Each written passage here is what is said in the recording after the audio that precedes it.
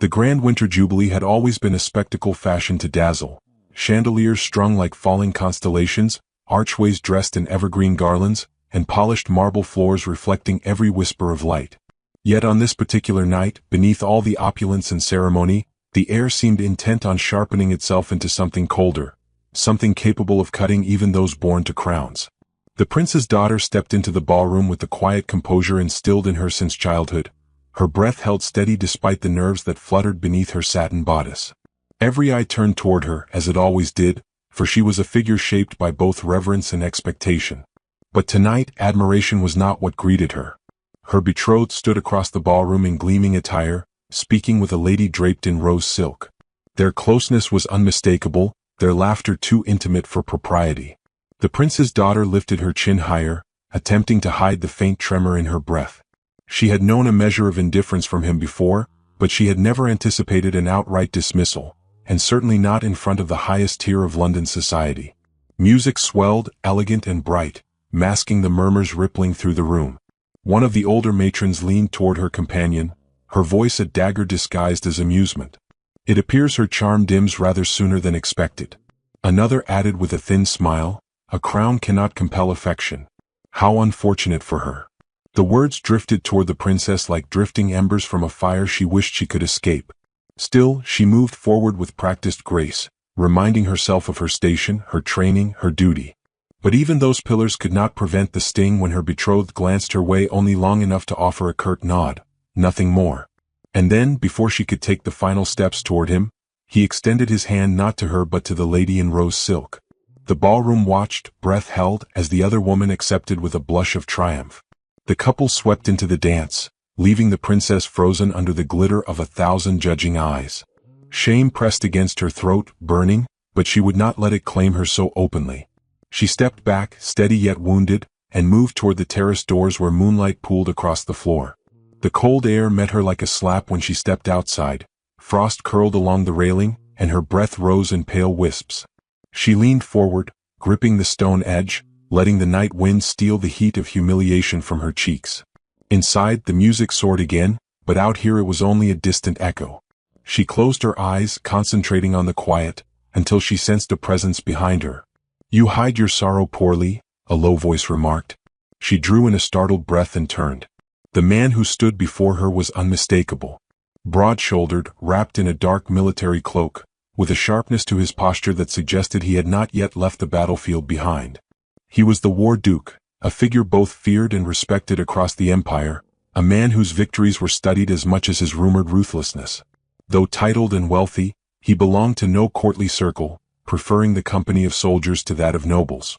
It was said he had returned from his latest campaign with a mind set upon securing a bride of high lineage, a claim many dismissed as political myth. She straightened, summoning the last pieces of her dignity. "I do not hide." His eyes, a deep and unreadable gray, lowered to the delicate shiver she fought along her fingers. "No," he agreed softly, "you do not." She looked away unsettled. She had never spoken more than a handful of formal words to him before, yet he regarded her now with a kind of intense, assessing focus, as though she were a puzzle laid out for his inspection. His presence carried the weight of command, the air of someone who had long lost patience for pretense. "You should not be out here alone," he said after a moment. "Not tonight." "I prefer solitude to ridicule," she replied. The words escaped before she could polish them. For a heartbeat, something flickered in his expression. Not pity, he seemed incapable of such softness, but recognition, perhaps even respect. "Then you have chosen the lesser cruelty." She looked at him sharply. "Do you speak as though you know something of it?" The Duke's gaze drifted back toward the ballroom windows. "The man meant to be your husband conducts himself with a carelessness that borders on insult. And," he added, his voice dropping lower, "on danger." A chill unrelated to the winter air crept across her skin. "Danger?" He did not answer immediately. Instead, he stepped closer, stopping just a pace away. The wind tugged at his cloak, revealing a glint of the silver insignia at his shoulder, the mark of a commander who had survived campaigns few others did. Yet for all his formidable presence, his voice was steady, controlled, entirely deliberate. "You should know," he murmured, "that men who act so boldly in public often do so to mask what they fear being uncovered." Her heart tightened. "If you mean to imply something about him, speak plainly." That would violate the trust of certain sources, he replied, and I am not inclined toward gossip. But what I will say is this: do not place your safety, and I speak of every sense of the word, in a man who treats his obligations so lightly. The wind stirred her hair as she studied him, trying to decipher what power lay behind such confident words. Why are you telling me this? His answer was simple, yet it carried a weight that landed squarely in her chest. Because no one else will. For a moment, silence stretched between them, accompanied only by the distant laughter of the ballroom. She felt the strange, unsettling awareness of being truly seen, something her betrothed had never offered, not even in their earliest days of courtship.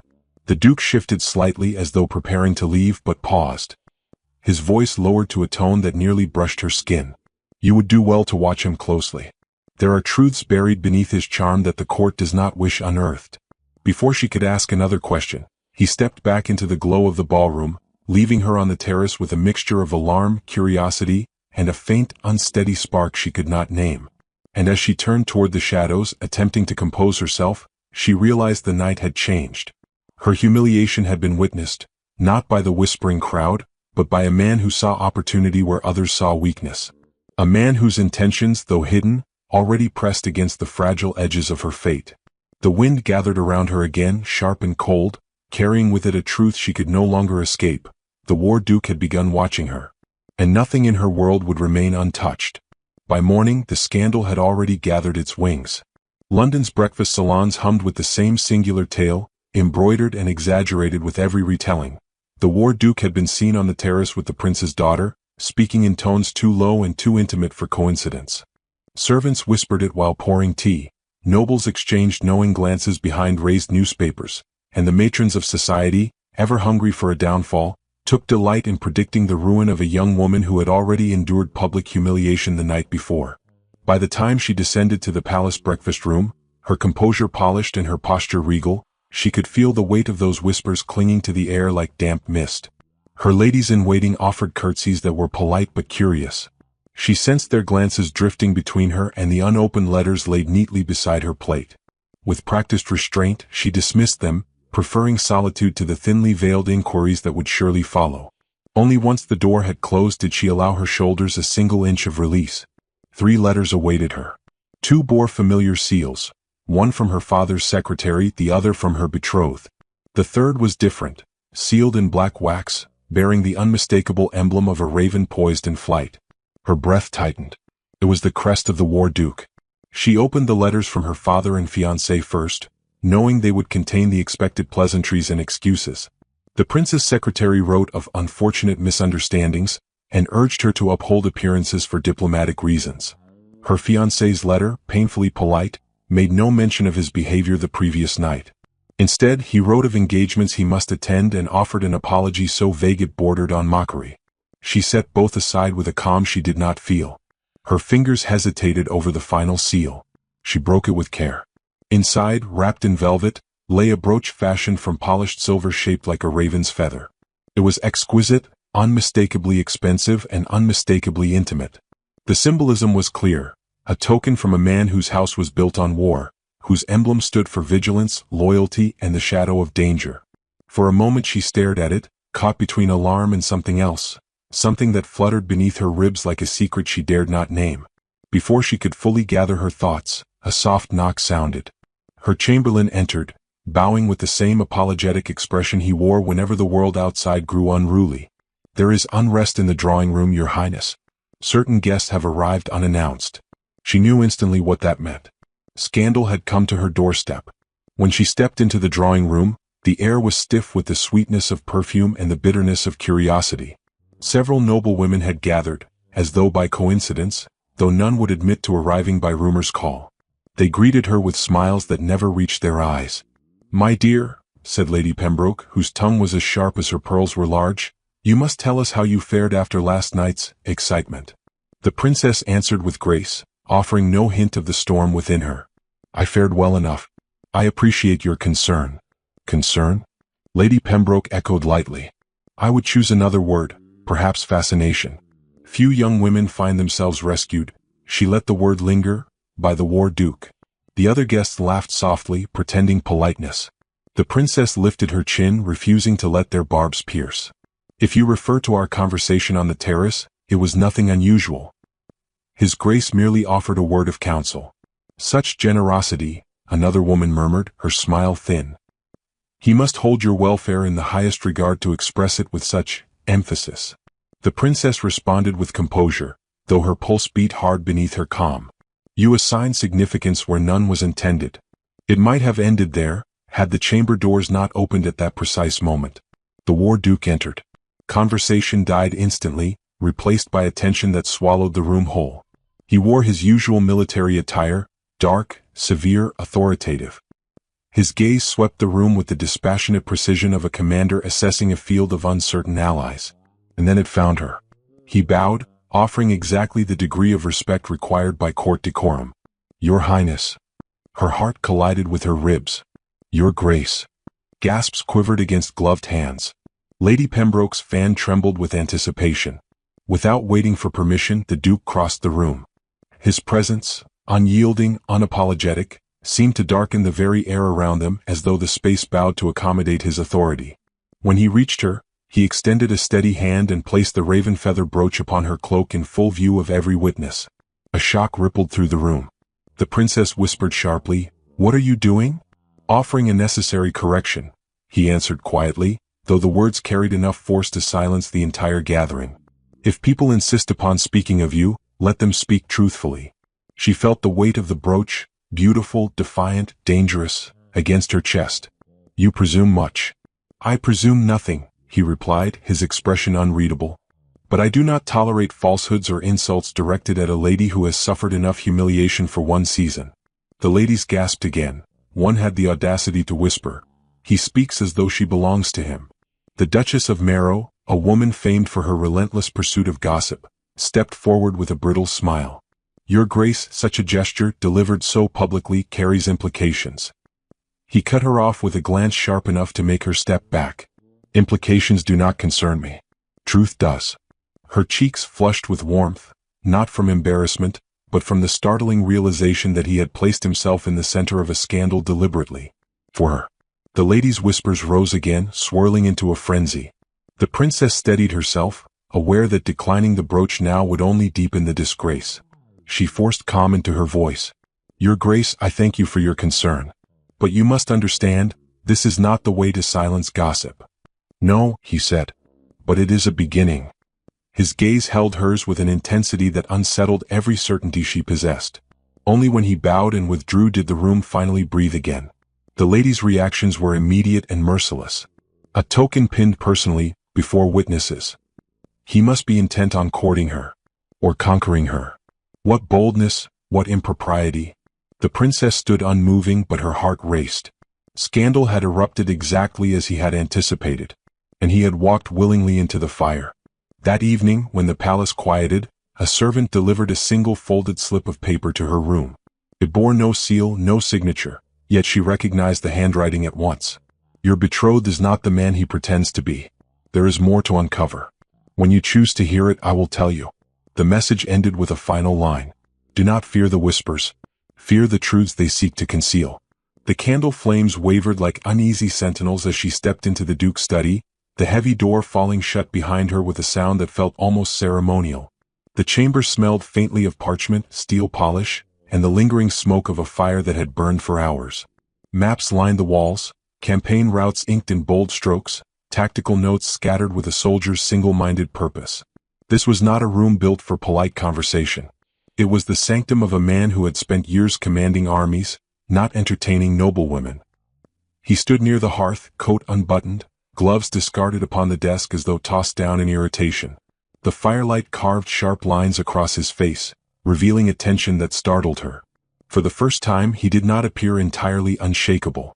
"You should not be here at this hour," he said, his tone low but not unkind.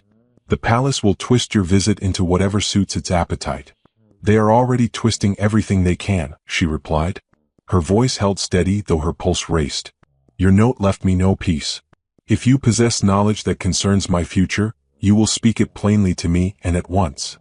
His eyes lifted to hers, dark and assessing. "You come demanding truth, yet you tremble as though truth is what you fear most."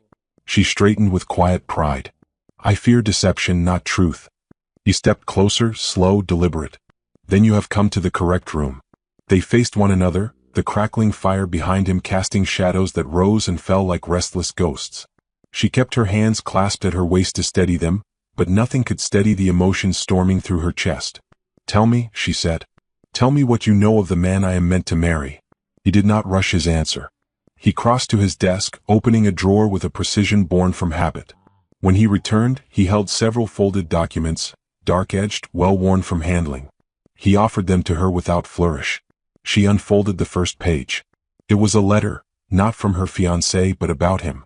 The language was coded but not enough to hide its meaning. Foreign lenders. A strategic marriage to secure influence. Another document hinted at a quiet agreement between her betrothed and a foreign envoy whose allegiance was known to shift like the wind. Her fingers tightened around the page. Is this verified? I do not deal in rumor, the Duke replied. Every line you hold has been traced, confirmed, and placed before me by those whose loyalty I trust with my life.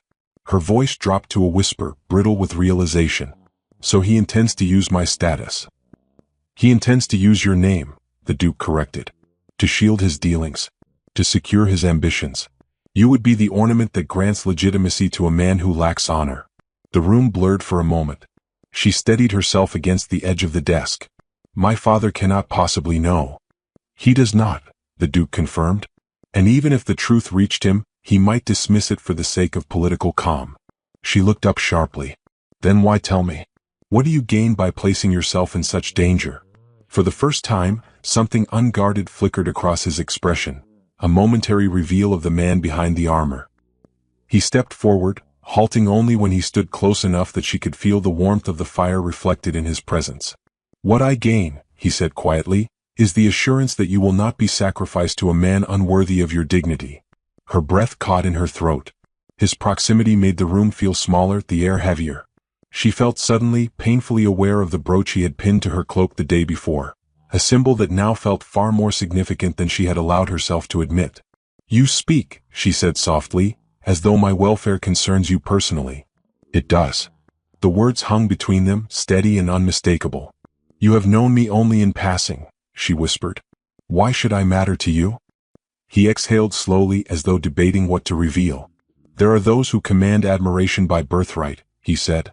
And there are others who earn it in silence, through grace under fire. I have watched you endure insult, expectation, and loneliness with a steadiness that most men cannot manage beneath a single blow. His gaze deepened. There is strength in you that your court does not deserve. Her throat tightened.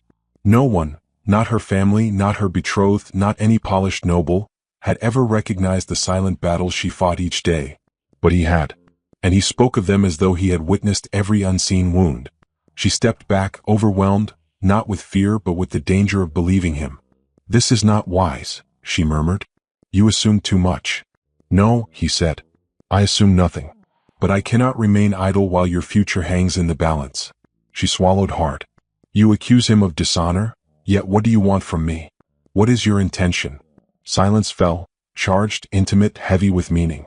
When he spoke, his voice had softened, though it still carried the authority of a man accustomed to being obeyed. My intention, he said, is not to possess you nor to use you. If that were my aim, I would have pursued another, any number of women whose lineage would serve political ambition. Then why me? She demanded. His answer came with disarming sincerity. Because I find myself unable to look away from you. The faintest tremor ran through her. She felt suddenly exposed, as though he had peeled away every layer she wore to protect herself from the world. She lowered her gaze, unable to bear the force of his. I do not know what to say. Say nothing, he murmured.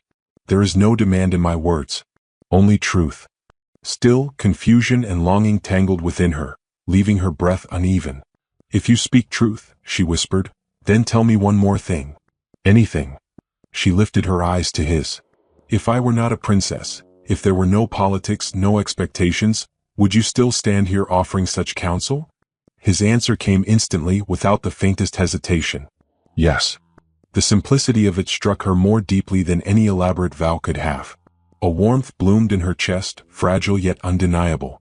Before she could respond, a sound echoed faintly down the corridor, footsteps approaching. His expression shifted back to guarded tension. You must go, he said. If we are seen together again, the consequences will grow beyond control. She moved toward the door, each step weighted with the complexity of what had unfolded. As she reached for the handle, his voice stopped her. "Do not marry him," he said softly. "Not while these truths remain in shadow." She did not turn back, she could not, but her quiet reply carried the force of her awakening resolve. "Then show me everything. Leave no shadow unexplored." The door closed behind her, and both knew the line between truth and desire had already been crossed. The news reached her before the sun had fully risen. The crown expected the engagement ceremony to proceed without delay. The summons was delivered with the formality of royal command, but beneath the polite script she felt the unmistakable pressure, an insistence that she play her role, silence her doubts, and bind herself to a man whose corruption had now been laid bare. She folded the letter with deliberate calm, though inside her thoughts clashed like steel. Servants moved quietly as she prepared for the day, but their glances revealed everything. Rumors of her late-night visit to the Duke's study had already begun to circulate. She could only imagine how swiftly they would be sharpened by those eager to protect her fiancé's reputation. Yet the truth, weighty and irrefutable, would not release its grip on her conscience. She could not, would not, pledge herself to a man whose ambitions endangered the kingdom her father governed. Her decision hardened with the clarity of a drawn blade. By midday, the palace corridors buzzed with news of the Duke's unexpected request for a private audience with the prince. Such boldness bordered on defiance, and the court reacted accordingly. Some whispered admiration, others outrage, but all understood the significance. A man of war had stepped directly into the heart of political danger, for her. She arrived outside the council chamber just as the heavy doors opened. The Duke emerged, posture still commanding yet shadowed with tension. It was the first sign she had seen that the confrontation had cost him something. "What happened?" she asked, keeping her voice low. His eyes met hers, colder than she had ever seen them. "Your father refused to hear the evidence. He claims the matter is one of diplomacy, not duty." Her pulse faltered. "He dismissed it entirely?" "He insists the kingdom cannot risk the embarrassment of public scandal. He believes the engagement is already too visible to unravel without consequence." The words struck like blows, each one tightening the noose of her circumstance. "Then he would sacrifice my future to protect his pride." The Duke's jaw set with controlled fury. "It seems so." She looked past him to the council doors, suddenly feeling the weight of every expectation ever placed upon her. "And what of you?" she asked. "What has this audience cost you?" He hesitated, just a fraction, but enough for her to see the truth. "I have made myself suspect. A general who meddles in royal affairs invites the question of ambition. That is not who you are." "No," he agreed. "But truth alone will not shield either of us now." Their silence stretched, filled with all the things the court would never allow them to say openly. She had thought the Duke unshakable, immutable as iron. Yet now she saw the cracks, not weakness but the strain of a man fighting battles on too many fronts. When he spoke again, his voice was quieter than before. "I would accept the cost without hesitation, if it meant freeing you from him." A shiver ran through her, not of fear but of something dangerously close to hope. That evening, a storm rolled across the city, hammering the palace windows with sheets of unrestrained rain. The corridor lamps flickered as she paced her chamber, waiting, though for what, she could not say. Lightning lit the sky in violent flashes, each one revealing her reflection in the glass. A woman caught between duty and awakening desire, between fear and undeniable truth. A sudden knock startled her. She opened the door. The Duke stood drenched from the storm, rainwater cascading from his cloak, his hair darkened and disordered, his expression carved from solemn determination. He had not sought shelter. He had come directly to her. "You should not be here," she whispered, pulling him inside before any servant could witness. "They will see." "I do not care who sees," he answered. "Not tonight." She stared at him, breathless. His presence filled the room like thunder. "What has happened?" "The council moves quickly," he said. "Your fiancé's allies are stoking rumors, accusing you of improper intimacy with me. They intend to use the scandal to force your marriage forward, to shame you into compliance." Her hands tightened at her sides. "They mean to trap me." "Yes." His voice dropped to a raw, unguarded tone. "And I will not allow it." Lightning illuminated his face, revealing an earnestness she had never imagined he could reveal. He stepped closer, rain still dripping from his sleeves, but he seemed unaware of the discomfort. "I have fought wars on 3 continents," he said, but none have angered me more than the thought of your freedom being bartered away like a diplomatic token. I never asked you to fight for me. No, he murmured. But I find I cannot stop. Her breath shortened. He reached out slowly as though giving her every opportunity to retreat, and brushed a strand of damp hair from her cheek, not with passion but with reverence, as if she were something fragile he feared to damage. If you choose me, he said, each word weighted with solemn promise, I will face every consequence. I will stand before your father, before the council, before the empire. I will defend your name with every ounce of strength I possess. She felt her heartbeat tremble. And if I do not choose you, she whispered. Then I will leave, he replied softly. I will disappear from your world entirely. And I will speak of nothing, your visit to my study, the truths I hold, or the feelings I have tried and failed to silence. You will be free of the scandal. And I will bear whatever remains. The room dimmed with the fading storm. She drew in a breath so deep it ached. You would give up everything for a choice I have not yet made. For you, he said, I would give up far more. Her resolve cracked like thin ice beneath too much weight. She found herself stepping toward him, guided by something she could no longer deny. You stand here offering impossible risks. Yet you ask nothing in return. I ask only this, he murmured. Look at me and decide not by duty but by truth. So she did. She looked into the eyes of the man who had seen her humiliation, her loneliness, her silent strength, and had answered each one with loyalty, honesty, and unyielding devotion. Her decision formed not as a spark, but as a steady flame. Before she could voice it, the distant echo of approaching footsteps cut through the hallway. The Duke's expression hardened instantly. They move faster than I thought, he said. Your fiancé's faction means to confront us. She felt no fear, only clarity. Then let them come, she said. The truth will not hide any longer. He looked at her with something like awe. And she knew, the storm inside the palace had only begun. The palace's grand council chamber glittered beneath a blaze of chandeliers, every crystal shimmering with a sharpness that echoed the tension threading the air. Courtiers, ministers, and ranking nobles filled the room in hushed anticipation, summoned by an urgent call that none dared ignore. The storm had passed outside, but its fury seemed to have settled within these marble walls, pulsing in every whisper and sidelong glance.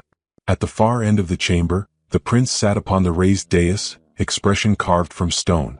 Her fiancé stood nearby, polished to perfection, his posture the very picture of injured dignity. Yet the moment she entered the room, escorted not by attendants but by the Duke himself, color drained from her betrothed's face. A ripple of shock swept through the gathered assembly. She walked forward with a composure that felt newly forged, the Duke at her side like a shadow of unwavering resolve. Your Highness, her fiancé said loudly, ensuring all could hear, it grieves me that you appear in such company. The rumors surrounding your conduct have become impossible to ignore. The accusation fell into the room like a blade. She stopped several steps from the dais, her gaze steady despite the heat rising in her chest. Rumors, she answered, are the favorite weapon of those who fear the truth. A chorus of murmurs followed. The prince's brow tightened. Enough. This council was not convened for theatrics. Her fiancé bowed slightly. Then let us proceed with clarity. His Grace has intruded upon royal matters, coerced the princess into clandestine meetings, and now arrives with her in open defiance of propriety. Such behavior demands investigation. The Duke stepped forward before she could reply.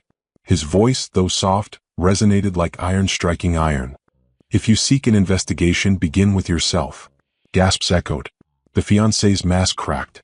How dare you? The Duke reached into the inner pocket of his coat and withdrew a sealed bundle of documents, the same that had shaken her to her core, and placed them upon the council table. These contain detailed records of your dealings with foreign lenders. Correspondence revealing your intention to leverage the princess's rank to widen your influence.